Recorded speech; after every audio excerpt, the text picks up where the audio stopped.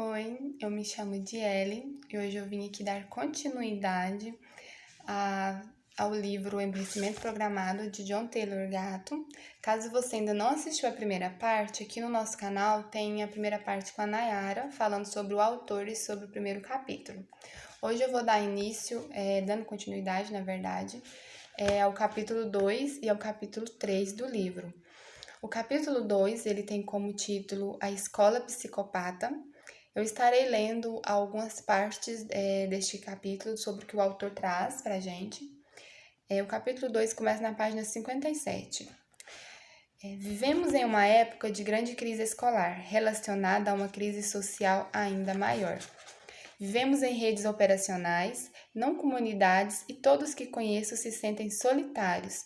Por causa disso, a escola é um enorme fator nessa tragédia, assim como é um enorme fator no crescente abismo entre as classes sociais. A verdade é que as escolas não ensinam nada, de fato, a não ser obedecer a ordens. Aqui ele traz no capítulo 2 sobre a obrigação das crianças ir à escola, e ele pontua dizendo que a escola ela não ensina as crianças a ter alguns pensamentos críticos, e sim ensinam as crianças a ser como robôs, a produzir apenas o que é falado em sala de aula. Ele também daqui, ele traz uma pesquisa na página 59 do capítulo 2, que foi publicado na época, que ele diz: a imprensa divulgou a impressionante notícia de que, quanto à habilidade de raciocinar, as crianças educadas em casa são aparentemente 5 ou até 10 vezes superiores aos seus pares educados formalmente. Ele também traz aqui falando sobre o tempo da criança, a forma que o tempo da criança que é gasto, onde na página 61 ele diz: duas instituições atualmente controlam a vida de nossas crianças, a televisão e a escola, nessa ordem. Ambas reduzem o mundo real de sabedoria, coragem, temperança e justiça a uma abstração infinita e ininterrupta.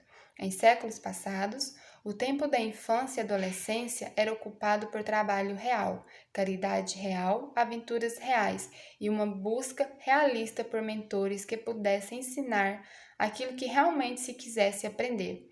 Boa parte do tempo era ocupado por questões comunitárias, praticando afeto, conhecendo e estudando cada camada da comunidade, aprendendo como construir uma casa e dezenas de outras tarefas necessárias para se tornar um homem ou uma mulher completos.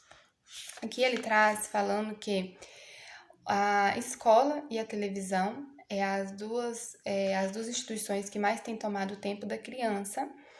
E ele também traz aqui na página 62 dizendo: essa dependência e falta de propósito são uma doença nacional, e creio que a escolarização, a televisão e as aulas têm muito a ver com isso. E nisso ele traz também os efeitos que isso tem causado na vida de uma criança. Ele traz 8 efeitos neste capítulo, falando o que esses efeitos têm causado na vida da criança.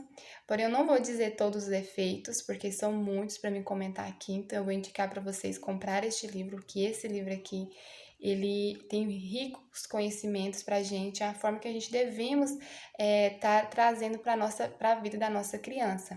Uma coisa que ele fala aqui desses 8 efeitos é a falta de concentração da criança, que a criança, devido a ela estar numa escola ou de frente a uma televisão, ela não está tendo a capacidade de sentar e concentrar por muito tempo em algo que ela esteja fazendo. Isso tem ensinado bastante nas escolas. Ele dá o exemplo que quando o sino é tocado, e quando a criança ela está numa aula aprendendo algo naquela aula, que ele começa a se concentrar, que ele está ali concentrado, o sino é tocado para trocar de aula. Isso, a criança está sendo ensinada que a concentração não é necessária, que ela não precisa concentrar-se em algo. E é o que a gente tem visto hoje bastante, né, nas nossas crianças.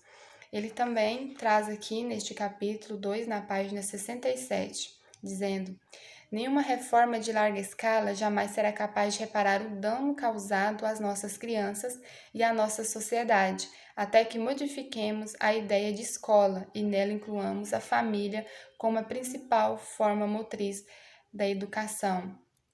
E para concluir o capítulo 2, ele traz a seguinte frase: Está na hora de retornarmos à democracia, à individualidade e à família, pois ele diz que as escolas têm tomado esse espaço da família, onde a criança ela tem que apenas obedecer ordens de escola e deixar a sua família onde que ela deve buscar realmente o teu conhecimento e a tua educação de lado, e sim obedecer às escolas.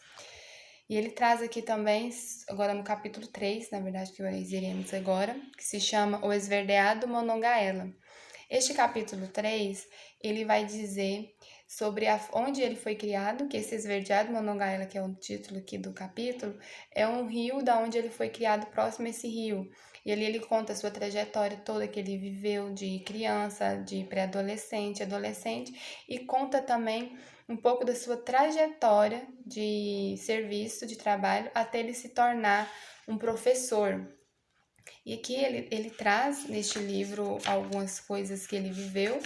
E que eu achei bastante interessante nisso tudo que ele vem contando é que quando ele foi pedir demissão do seu emprego, ele era redator publicitário, ele foi pedir demissão, o seu chefe respondeu para ele a seguinte coisa, quando ele disse que estava pedindo demissão porque ele iria se tornar um professor. O chefe dele disse assim: quando vir sua mãe de novo, dê o meu recado. Ela criou um idiota. Meu Deus, como você vai se arrepender? Não são escolas o que temos em Nova York, são currais para almas perdidas. A educação é uma fraude, um projeto social para inúteis que não sabem fazer mais nada.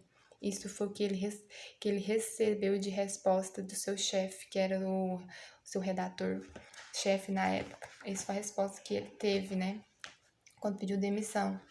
E nisso ele continua falando da sua trajetória de professor, ele traz algumas experiências como professor nas escolas. E para terminar esse capítulo 3, ele conta uma experiência que ele teve com uma aluna.